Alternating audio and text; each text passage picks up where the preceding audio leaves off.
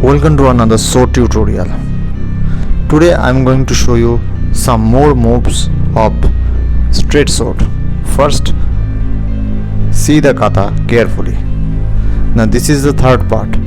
If you do not see the first two parts, then the link is in the I button. Go check them first. Now it's time to learn the moves.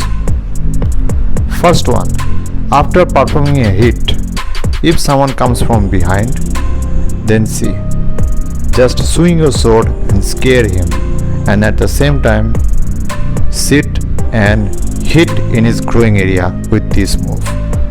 After performing another swing, perform a dodge, and at the same time round and hit his head. Now swing your sword, go to the first one and hit him again.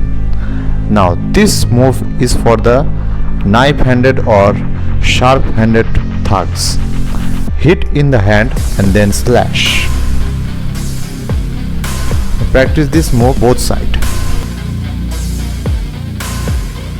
Now at the final one, the 3-section attack. Now this is a little difficult. If you attack from 3 sides, then perform this: one palm push, a sword hand and a back kick. So this is it guys. Take care of yourself and practice well.